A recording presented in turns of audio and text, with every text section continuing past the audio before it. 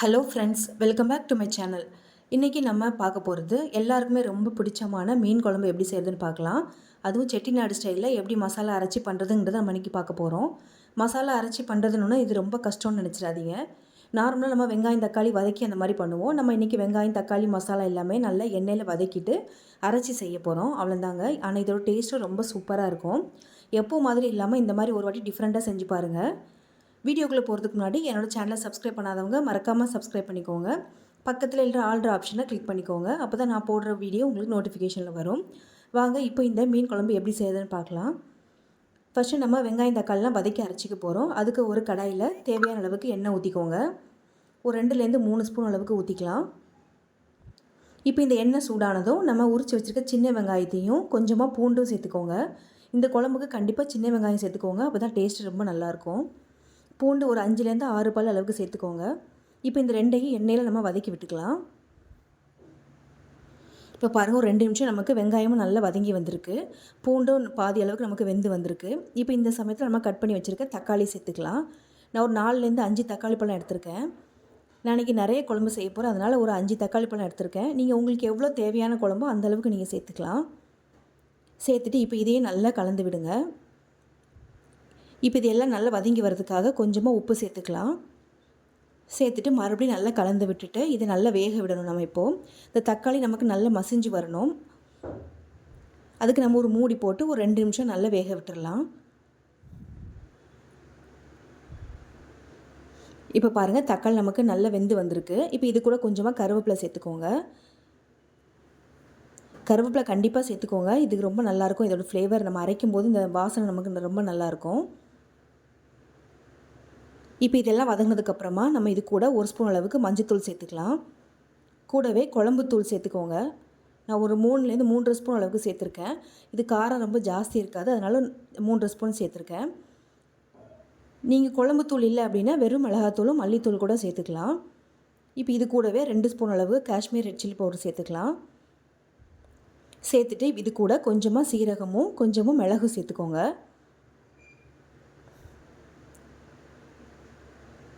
சேர்த்துட்டு இப்போ இந்த குழம்புக்கு தேவையான அளவுக்கு உப்பு சேர்த்துக்கலாம். நம்ம ஏற்கனவே வதக்கிறதுக்கு கொஞ்சம் உப்பு சேர்த்துருக்கோம், அதனால் இப்போ எவ்வளோ தேவையோ அந்த அளவுக்கு சேர்த்துக்கலாம். சேர்த்துட்டு இப்போ இதெல்லாம் நல்லா கலந்து விடுங்க.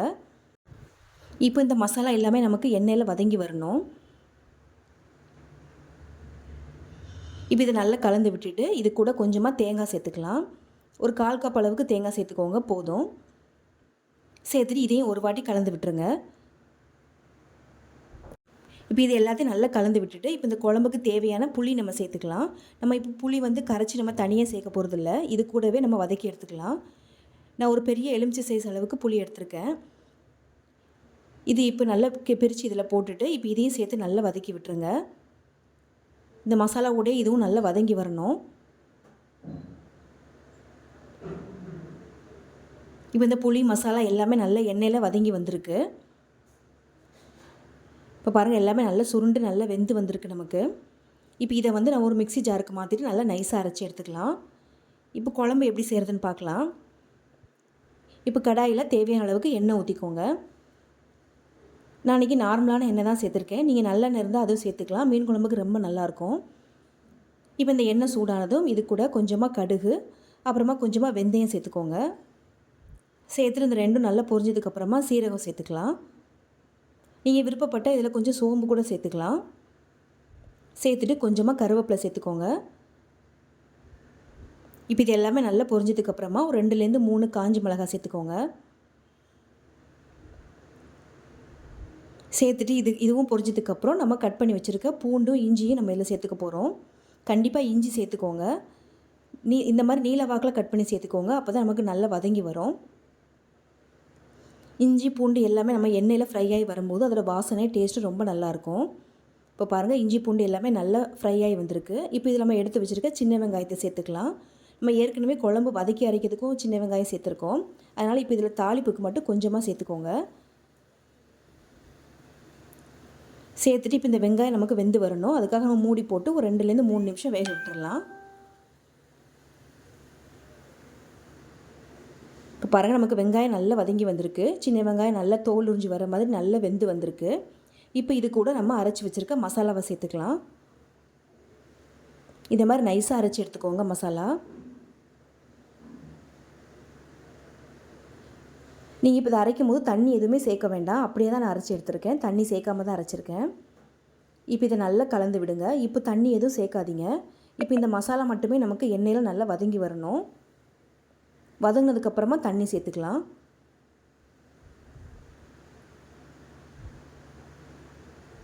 இப்போ பாருங்கள் மசாலா நல்லா லைட்டாக அப்படியே கொதிச்சு வருது. நீங்கள் ஃபுல்லாகவே அடுப்பு சிம்மில் வச்சுக்கோங்க. ஏன்னா நம்ம இதில் தண்ணி சேர்க்கலை, அதனால் நமக்கு டக்குன்னு அடி பிடிச்சிரும். அதனால் சிம்லேயே வச்சுக்கோங்க. இப்போ இந்த மசாலா வெந்து வரதுக்காக ஒரு மூடி போட்டு வேக வச்சுக்கலாம். ஒரு 2-3 நிமிஷம் அப்படியே விட்டுருங்க. இப்போ பாருங்கள் ஒரு 2-3 நிமிஷம் அந்த மசாலா நல்ல எண்ணெயிலே நல்லா வெந்து வந்திருக்கு. இப்போ இதை ஒரு வாட்டி கலந்து விட்டுட்டு இப்போ இந்த குழம்புக்கு தேவையான அளவுக்கு நம்ம தண்ணி சேர்த்துக்கலாம். நான் அந்த மிக்ஸி ஜாரையை அலசிட்டு ஒரு 2 கப் இதிலே சேர்த்துருக்கேன். நான் இப்போது உங்களுக்கு குழம்பு எவ்வளோ திக்காக வேணுமோ அந்த மாதிரி நீங்கள் சேர்த்துக்கோங்க. இது நல்லா கொதிக்க கொதிக்க நல்லா நமக்கு திக்காகிட்டு வரும். அதனால் ஒரு 3-4 கப் தாராளமாக நீங்கள் சேர்த்துக்கலாம். நான் அன்றைக்கி 3 கப் அளவுக்கு தண்ணி சேர்த்துருக்கேன்.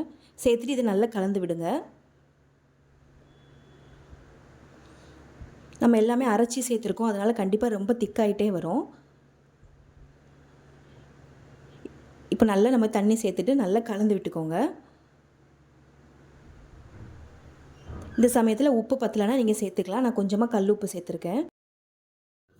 உப்பு சேர்த்துட்டு நல்லா கலக்கி விட்டுருங்க. இப்போது நல்லா கலந்து விட்டுட்டு இப்போ நம்ம ஒரு கொதி வரட்டும். இப்போ இந்த மாதிரி கொதிக்க ஆரம்பிச்சதுக்கப்புறமா மூடி போட்டு நம்ம கொதிக்க விட்டுறலாம். நம்ம சேர்த்துருக்க மசாலா இல்லாத விட நல்லா பச்சை வாசனை நல்லா போகணும். ஒரு 7-8 நிமிஷம் நல்லா கொதிக்க விட்டுருங்க. இப்போ பாருங்கள் நல்லா கொதித்து வந்திருக்கு. இப்போ இந்த சமயத்தில் நம்ம கழுவி வச்சுருக்கிற மீன் இதில் சேர்த்துக்கலாம். இந்த குழம்பு செய்கிறதுக்கு நீங்கள் எந்த மீன் வேணாலும் சேர்த்துக்கலாம். எல்லா மீனுமே இந்த குழம்புக்கு ரொம்ப நல்லாயிருக்கும். மீன் குழம்பு செய்யும்போது நம்ம எப்போவுமே மீன் ரொம்ப மெல்லிசாக கட் பண்ணக்கூடாது. கொஞ்சம் பெருசாகவே கட் பண்ணிக்கலாம். அப்போ தான் நமக்கு குழம்புல கரைஞ்சி வராமல் இருக்கும். இப்போ நம்ம எல்லா மீனையும் இதில் சேர்த்தாச்சு. சேர்த்துட்டு லைட்டாக இந்த மாதிரி கலந்து விடுங்க. ரொம்ப வேகமாக கலக்காதீங்க. இப்போ இதை ஒரு வாட்டி கலந்து விட்டுட்டு ஒரு மூடி போட்டு ஒரு 4-5 நிமிஷம் அப்படியே வேக விட்டுருங்க. நமக்கு மீன் சீக்கிரமாகவே வெந்து வந்துடும். இப்போ பாருங்கள் ஒரு 3-4 நிமிஷம் ஆயிருக்கு. நமக்கு மீனும் நல்லா வெந்து குழம்பும் நல்லா ரெடி ஆகிருக்கு. நம்ம சேர்த்துருந்த எண்ணெயெல்லாம் கூட நல்லா பிரிஞ்சு வந்திருக்கு. இப்போ இது ஒரு வாட்டி கலந்து விட்டுட்டு இதில் கொஞ்சமாக மிளகுத்தூள் சேர்த்துக்கலாம். கடைசியாக மிளகுத்தூள் நீங்கள் சேர்த்து இறக்கும் போது ரொம்ப நல்லாயிருக்கும். டேஸ்ட்டும் ரொம்ப நல்லாயிருக்கும். நான் 1 ஸ்பூன் அளவுக்கு மிளகுத்தூள் சேர்த்துருக்கேன். சேர்த்துட்டு கொஞ்சமாக கருவேப்பிலை சேர்த்துக்கோங்க. இதுக்கு கொத்தமல்லி எல்லாம் சேர்க்க வேண்டாம். இதுக்கு மீன் குழம்புக்கு எப்பவுமே கருவேப்பிலை தாங்க சேர்க்கணும். அதான் ரொம்ப நல்லாயிருக்கும். இப்போ சேர்த்துட்டு ஒரு வாட்டி கலந்து விட்டுட்டு அடுப்பு ஆஃப் பண்ணிவிடுங்க. அவ்வளோதாங்க, நம்மளோட செட்டிநாடு ஸ்டைல் மீன் குழம்பு சூப்பராக ரெடி ஆகிடுச்சு. இது சூடாக சாப்பாட்டுக்கு மட்டும் இல்லைங்க, மறுநாள் இட்லி தோசைக்கு வச்சு சாப்பிட்றது கூட ரொம்ப சூப்பராக இருக்கும். கண்டிப்பாக இந்த ரெசிபியை நீங்கள் ட்ரை பண்ணி பாருங்கள். என்னோட இந்த ரெசிபி உங்களுக்கு பிடிச்சிருந்துன்னா மறக்காமல் இந்த வீடியோக்கு ஒரு லைக் பண்ணி ஷேர் பண்ணுங்கள். தேங்க்ஸ் ஃபார் வாட்சிங்.